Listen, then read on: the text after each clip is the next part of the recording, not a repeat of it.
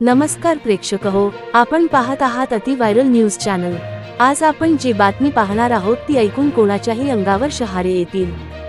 घर, संसार, मालमत्ता, पैसा ही सगळी गोष्टी जीवनाचा भाग आहेत, पण आईवडील हे जीवनाचं मूळ आहेत। माणूस म्हणून आपण कितीही मोठं झालो तरी आपल्या जन्मदात्यांचे ऋण कधीही फेडू शकत नाही। पण आजकाल वास्तव काही वेगळंच चित्र दाखवतंय। घटना मुस्लिम कुटुंबातील आहे। वडील जन्मानेच अपंग, पण मनाने खूप मोठे। आयुष्यभर त्यांनी कष्ट केलं, हलाखीच्या परिस्थितीत सुद्धा मुलांना शिकवलं, घर उभं केलं आणि थोडीफार मालमत्ता जमवली। पण हेच त्यांच्या डोक्याचं ओझं बनलं।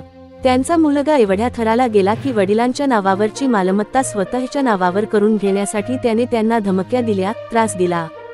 वडील अपंग असल्यामुळे त्यांना स्वतःचा बचाव करणंही शक्य नव्हतं।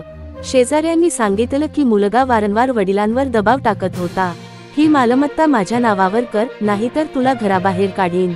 कधी कधी वडिलांना खूप अपमानजनक शब्द ऐकावे लागत होते। या सगळ्यामुळे आजूबाजूचे समाजही हादरले। एका मुस्लिम समाजात घडलेली ही घटना चर्चा विषय ठरली आहे, कारण इस्लाम धर्मात स्पष्ट सांगितलं गेलं आहे की आई वडिलांचा आदर करणे हे प्रत्येक मुलाचं कर्तव्य आहे। कुराण शरीफ मध्ये असं नमूद आहे की जन्नत आईच्या पायाशी आहे आणि वडिलांची सेवा करणं हे अल्लाहची इबादत आहे। पण इथे मात्र त्याच धर्माच्या शिकवणीला हरवून टाकलं गेलं। वडिलांनी अखेर प्रशासनाकडे व पोलिसांकडे तक्रार नोंदवली आहे।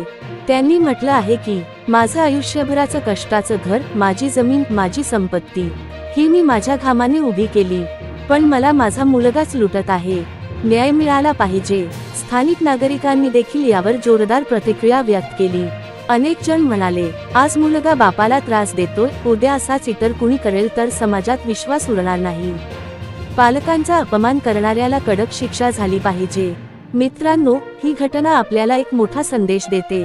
पैसा, मालमत्ता, घर ही सगळी नष्ट होणारी संपत्ती आहे, पण आईवडील हे आपल्या जीवनाची खरी संपत्ती आहेत।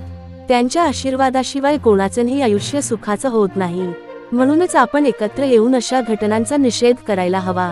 समाजात मुलांना योग्य संस्कार देणे, त्यांना पालकांचा सन्मान शिकवणे हे आपलं कर्तव्य आहे।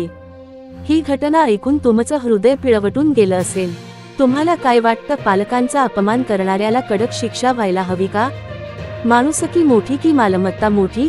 कमेंटमध्ये तुमचं मत जरूर लिहा।